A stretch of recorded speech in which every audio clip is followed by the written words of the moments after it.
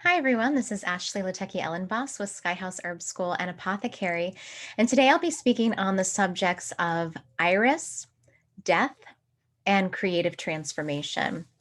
And these are all actually very closely interwoven, especially when we look at it through the lens of iris, which is going to be the main plant that we speak about today. So I want to tell you first a little bit about iris, this plant, what it's like, where it grows, and then I want to share with you a little bit of its history, then some of its medicinal uses, and then some of these more esoteric ideas of how it's connected to death and creative transformation.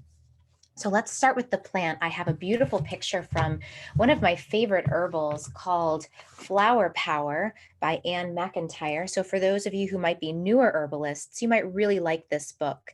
It's a really nice one, easy to follow, short, sweet, lots of history of each plant and beautiful photos. So here is a photo of iris. And for those of you who are listening and not watching, I'll describe what we're looking at to you.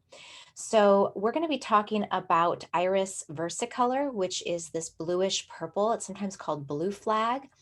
And it's an iris that has these beautiful petals that are purplish blue. And then on the inside is this sort of yellowish kind of white tone.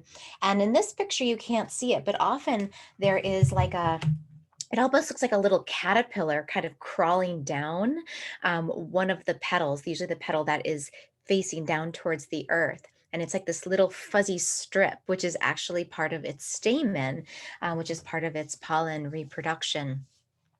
And it grows on a very, very long stalk, and it loves to grow near water. So in our yard in Maryland, we were pretty low lying where we lived. And so there was a lot of kind of muddy, we actually had natural springs on our lands, which you would think would be a great thing.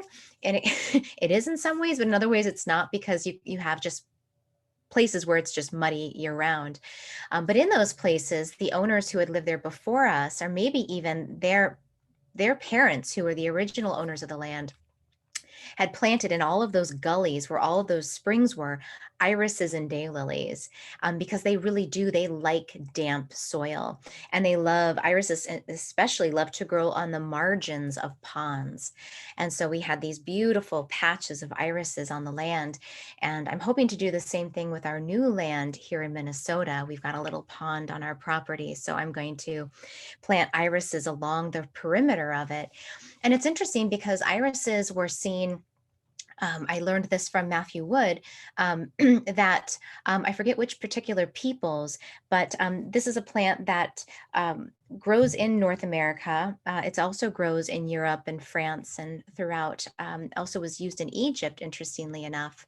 But here the native people would, whenever they would see blue flag or iris growing near a pond, they would know that that pond was likely to have fresh water, and they had other ways of deciding that. But one of the indicators was if iris was growing there, because iris is a great filter. It's a natural filter for purifying water. And if we think about that, that's part of, it's a great analogy of what it does in our body. It's a great purifying herb. It purifies the lymphatics and the waters in the body. So they would see it as a symbol of purity, of clean water, and probably a good place to stay. It wasn't putrid, rank water where they don't like to grow if the water's too marshy. So I thought that was really interesting. I will say though, I have seen irises when I was backpacking up in Michigan. There were some pretty marshy places where I would see iris grow. So I think it's not like, don't use this as your only indicator of clean water, but it was certainly one that was used. So the other thing about this plant that I'll say, before we dive into some of the history, is that it's also a wonderful pollinating plant. So a lot of our native bees and flies and all sorts of winged creatures really do love the iris. So it's a nice one to plant, not only for its beauty, but also because it helps our pollinators, which we know are in danger. So I just wanted to add that in. Now let's talk a little bit about this plant and its name. So the flower gets its name from Linnaeus, who was he was the botanist who decided how to classify plants. So he was sort of the founder of botany as we know it and the naming classification of plant species. And so he named it after Iris, who was Juno in Greek mythology's messenger. And the way that that Iris would show up in these myths was as a rainbow. And if you look at the petals of the iris flower in the sunlight, it has this beautiful rainbow sheen to it. You can see all colors of the rainbow in the petals of the iris flower. And iris also grows in a variety of different colors. So we have white iris, yellow iris, bluish purple, purple iris. Now there's even like black irises, which are really gorgeous, and like deep burgundy ones. But they're really, they have a lot of different colors to them representing the rainbow. But it's interesting because one of the things that in Greek mythology, Iris also means in Greek language, iris means the eye of heaven.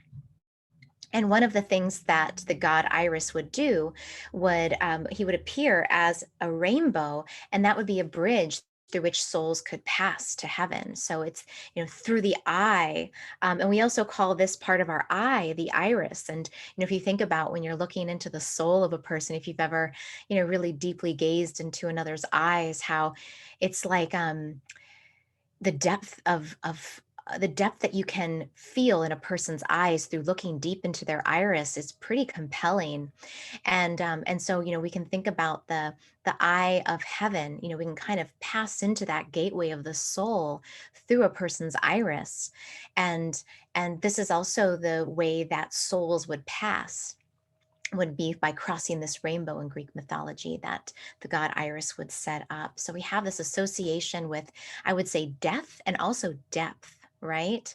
There's something really deep about looking into someone's eyes, and there's also something really deep about contemplating death and contemplating the mortality that faces all of us. And for me right now, we're in the process of moving. And I say process because it's not a one day thing. Or as my teacher would say, it's not a one walk dog. You don't take your dog for a walk one time and you say, all right, I walked the dog. It's something you have to do every day. And with moving, it's a long process of looking and re-looking at things. Do I want to keep this? Do I want to give it away? Has it seen its time? Is it time to actually compost it or give it back to the earth or throw it away? And so this process of moving is very opening into this idea of impermanence and death, which is so healthy, I think, for us to actually be faced with. I think most cultures, other than the West, death is a huge part of their life. Seeing dead bodies on a regular basis. My husband, who's been to India a few times and to the Amazon, you dead bodies are everywhere. You see cremations happening in the cities, and bodies floating along the Ganges river on fire, being given back. And I remember the first time I saw a dead body was when I was 5. My grandmother was tragically killed by a drunk driver, and so I remember looking at her body and just, it was like her, but it wasn't her. Like I was very clear that she wasn't there anymore. And that was so profound for me. I think, looking back, seeing a dead body and knowing the person, but seeing that the person wasn't there, just the body was. And I think having more, there are now things called, are people, what are called death doulas. So we know about birth doulas, who are people who help women through the process of birthing, which is not, again, it's not just a one moment thing. Yes, you birth in a moment. However, the process of preparing for birth and then recovering from birth is a long one. And so doulas, their jobs are to help guide a woman through that whole process, through childbirth and birthing.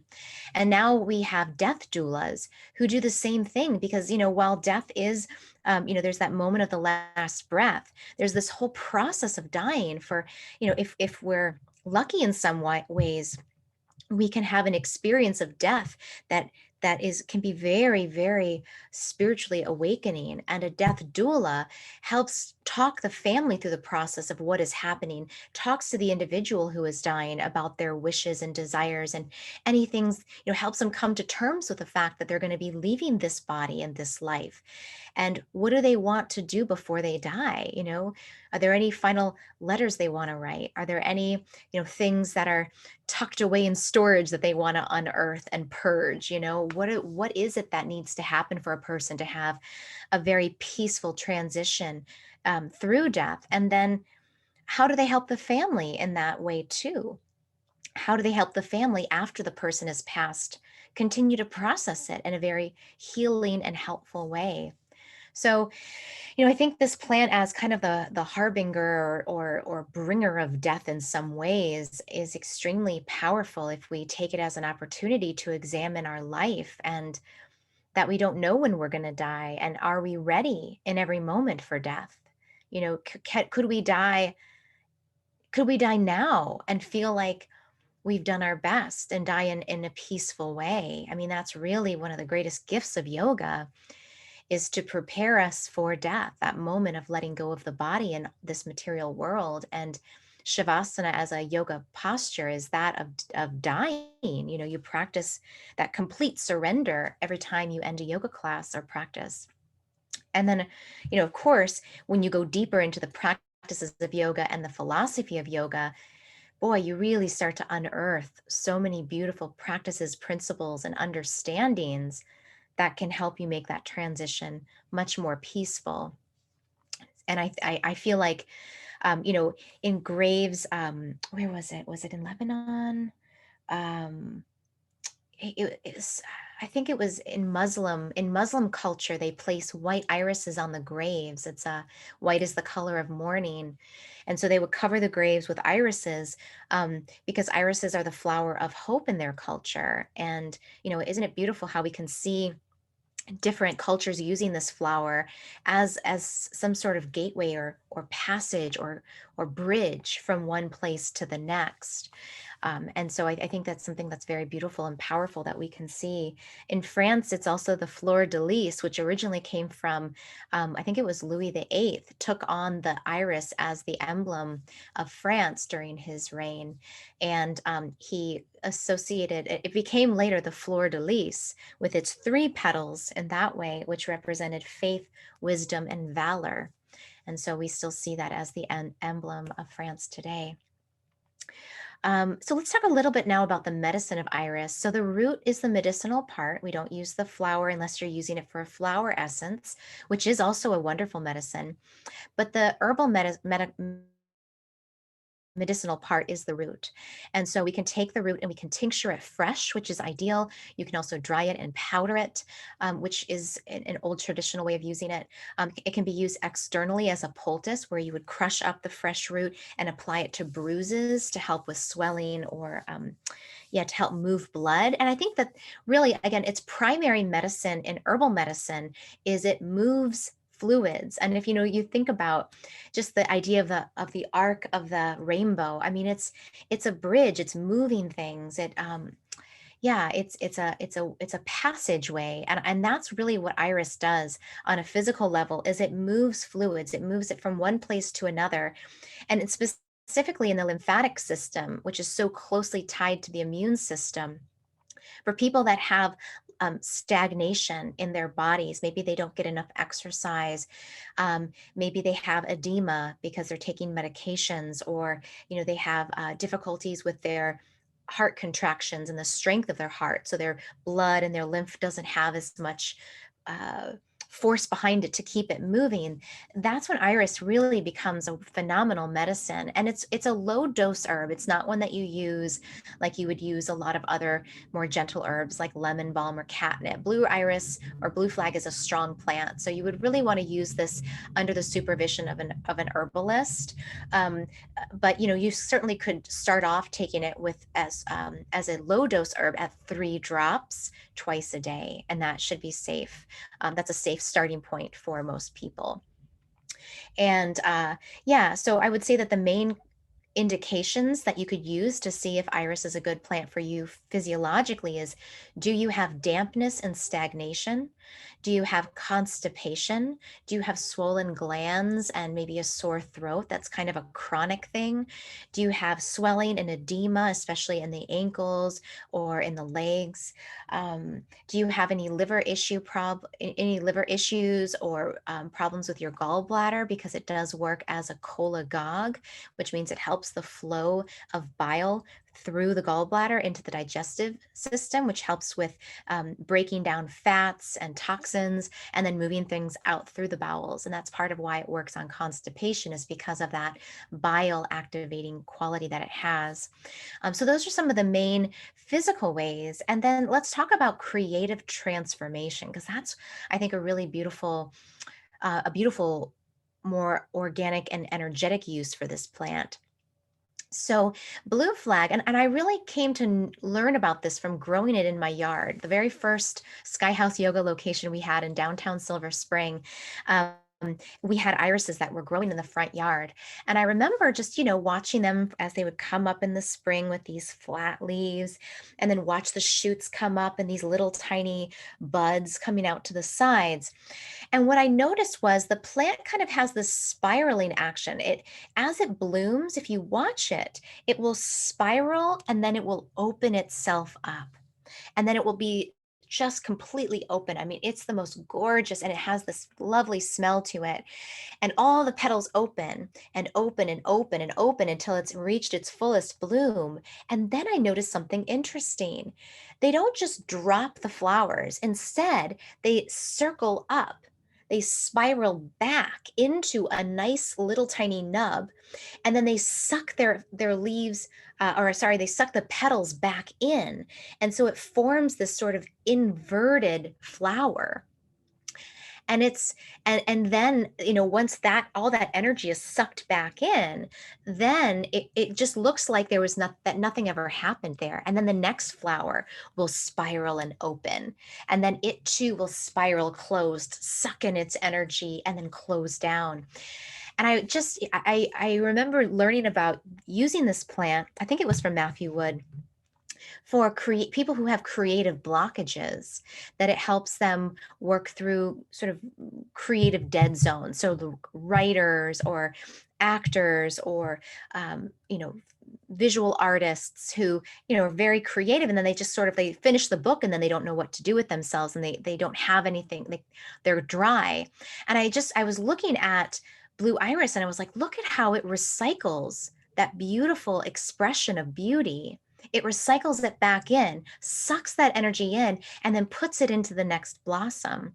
So I started using this plant, for clients who were creative types, who were sort of in a creative lull, or kind of like in the, what do they call it when you sail? The humdrums? No, that's not it. Doldrums. When you're sailing and you get stuck when there's no wind, it's called a doldrum. And so, like, if you feel like that, if you feel like I had all this wind in my sail and now I'm just sort of drifting around and I'm not sure where to go, iris can be a really, really good medicine. And again, I think when we take iris, we want to think about how it builds upon the creativity of our last creative expression. That it's not like each expression is completely new. There's actually a way in which it can recycle and use that creative energy from the last birth. And in the same way, which is really important for creative types who I've seen can really express themselves so much that they actually get exhausted. Like I think about some of my friends who, they'll finish a piece of art or an album, and then they'll just be like in bed for a week. It's like they've just used all their creative mojo, and then they're drained. And I think about iris as a great teacher for that, because it doesn't drain itself. It sucks that energy back in, it inner resources it, and then it rests before it blooms. And so I think there's something, we don't necessarily want to, because I think it can be glorified, that burning out that happens with a lot of artistic people.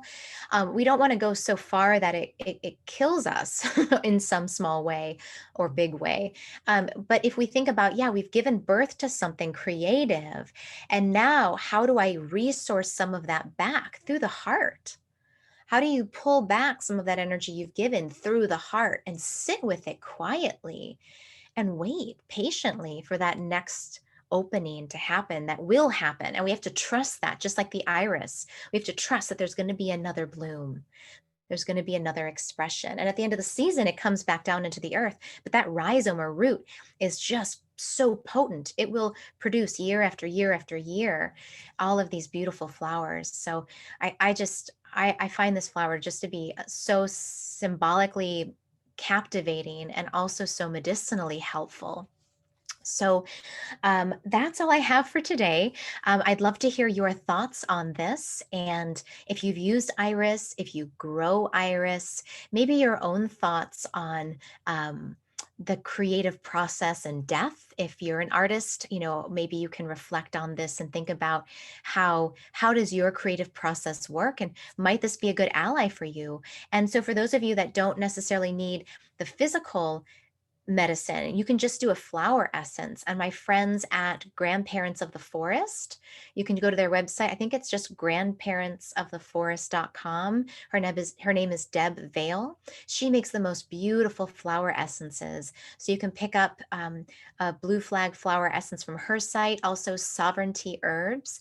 My friend there's two women over there, but the woman I know, Erica Galenton, they also make wonderful flower essences, including this one.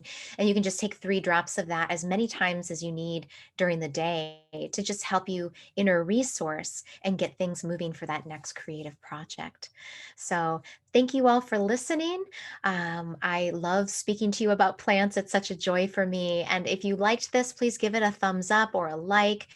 If you're listening on a podcast, please give me some stars so this helps other people to find my work. And if you don't mind sharing it, that's also a wonderful way for me to find and meet new people, new plant people. So thank you all for watching and listening, and have a great day.